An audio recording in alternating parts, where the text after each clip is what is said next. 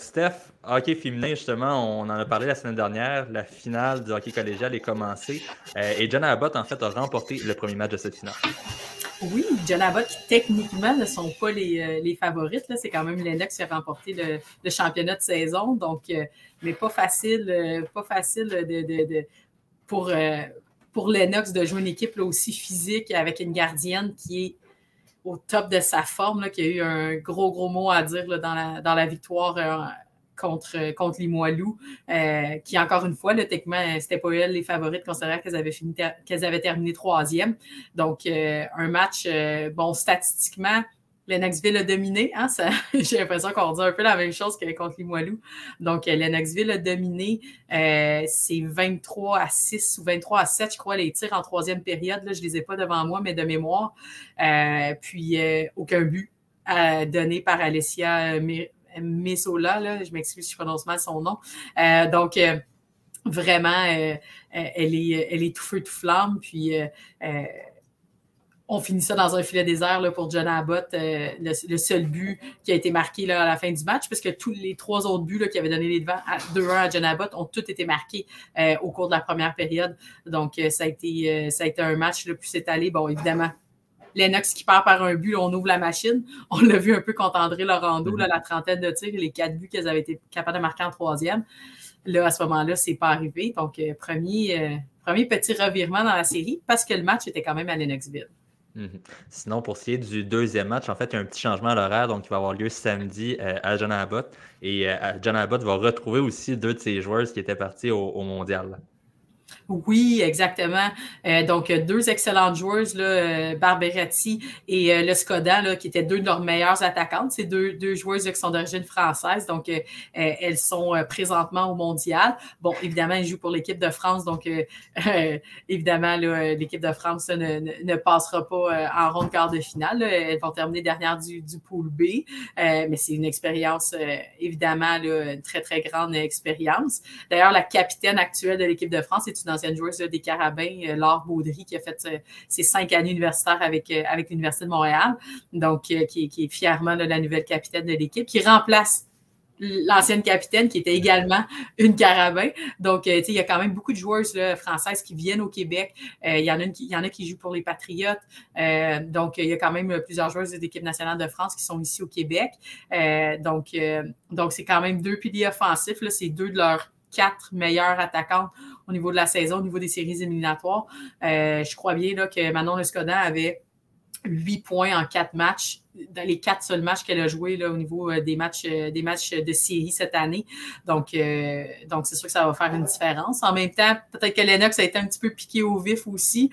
Émilie Lucier, là, qui domine les séries éliminatoires actuellement, qui a quand même 7 points d'avance sur Gabriel Santerre, qui l'avait devancé au niveau de la saison. 9 buts, 7 passes, des buts gagnants, des buts importants. Donc, elle est présentement là, dans une zone très difficile à arrêter. Donc, les matchs qui s'en viennent vont être importants.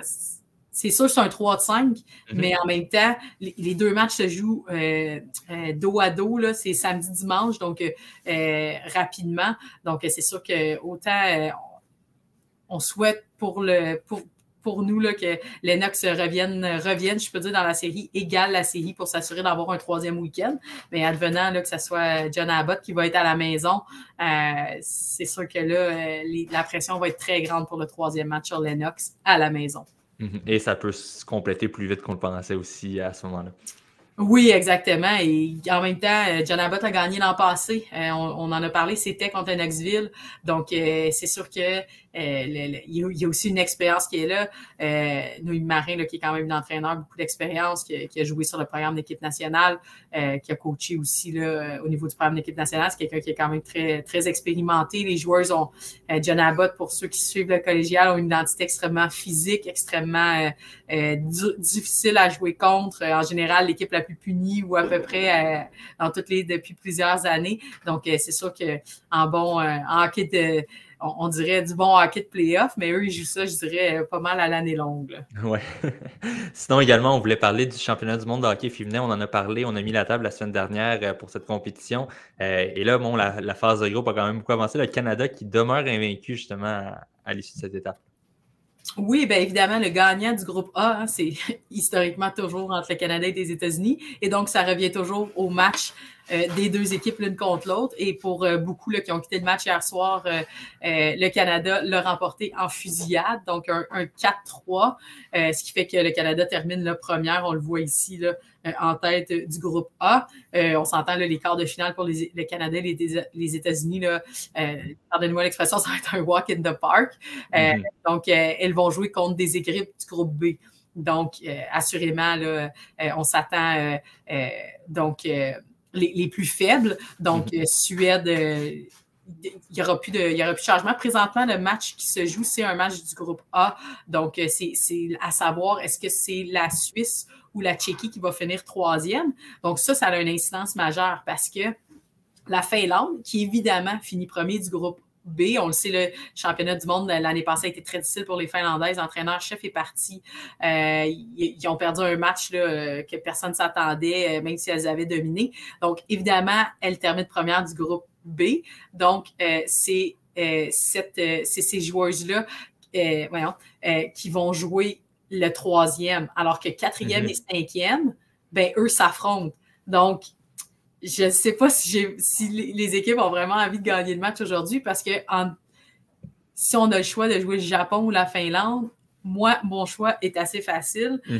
J'aimerais mieux jouer le Japon parce que logiquement, les équipes du groupe B sont vraiment moins fortes. Mais là, vu que la Finlande est un peu comme un extraterrestre, au niveau statistique, là, elles ont le plus de buts marqués ou presque. C'est sûr qu'elles dominent allègrement leur groupe. Donc, c'est sûr que là, c'est le match qui commence ce soir à 19h. Donc, ça va être intéressant pour voir. Mais sinon, c'est sûr que Suède-Finlande, logiquement, pour Canada et États-Unis, ça ne devrait pas être très difficile. Mais ce qui est fun, c'est qu'ils ont gagné un gros match et il est arrivé beaucoup de rebondissements, là. Sinon, rapidement, tu mentionnais comme quoi, bon, la Finlande domine dans la plupart des statistiques. On le voit au classement justement des marqueuses présentement. Donc, c'est une Finlandaise qui est en tête. On a seulement une Canadienne dans le top 5 qui est Sarah Affili, mais malgré tout, on a justement d'autres joueuses qui produisent, dont Savannah Nurse et Marie-Philippe Poulain, là, qui ont 5 points chacune. Oui, exactement. Donc, c'est sûr que de voir deux Finlandaises, mais c'est certain que ça ne serait pas la même chose. Évidemment, là, la Finlande a joué contre des équipes comme la France. 14-0, je crois bien. Là. Donc, c'est sûr que ça aide un petit peu à booster les statistiques. Beaucoup de marqueuses différentes du côté canadien. Bon, Jenner, Nurse, Poulain, Fillier, entre autres, là, qui marquent. Stacy, qui fait encore une fois très bien. Donc, l'inquiétude, j'ai l'impression qu'on en parle beaucoup, c'est encore l'avantage numérique. Sarah Nurse, c'est 2 buts. Par contre, sont en avantage numérique, mais avec Philippe hier sur un beau tir frappé sur réception. Là. Mais c'était quand même un 5 contre 3. Évidemment, on est toujours heureux de marquer, puis on se dit toujours qu'à 5 contre 3, on n'a pas vraiment le choix, même si ça n'arrive pas tout le temps, malheureusement. Là, c'est arrivé, mais c'est quand même un but à 5 contre 3. Donc, au niveau statistique, 1 en 7 pour ce match-là contre les Américaines. On est 5e au niveau de l'avantage numérique dans le tournoi.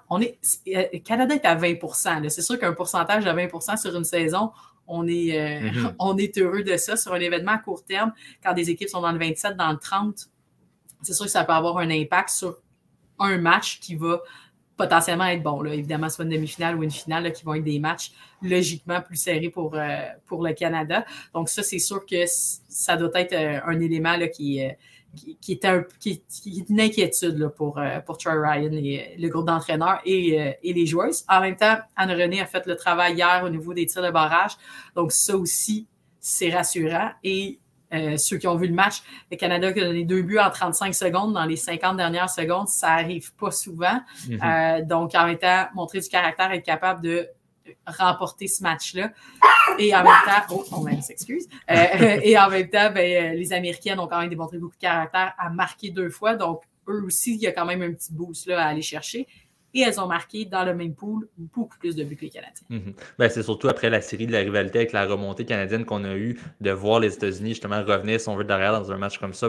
Pour elles, c'est une façon de se donner un peu de momentum en vue justement de la suite et possiblement d'un affrontement final aussi. Oui, Knight avec le site capitaine pour la première fois, puisque Nicole Schofield là, est enceinte, donc elle n'est pas au mondial. Elle a l'intention de revenir, mais bon, évidemment, dans un an environ. Donc marqué hier, elle domine quand même l'équipe de plusieurs manières. Tyler Heisey, la jeune qui est encore au niveau NCAA, qui a été découverte des 2 dernières années avec l'équipe nationale, marque beaucoup de buts. Donc, l'équipe semble mieux balancée qu'on a pu le voir un coup qu'elle est complétée versus la série de la rivalité où eux aussi essayaient beaucoup de choses.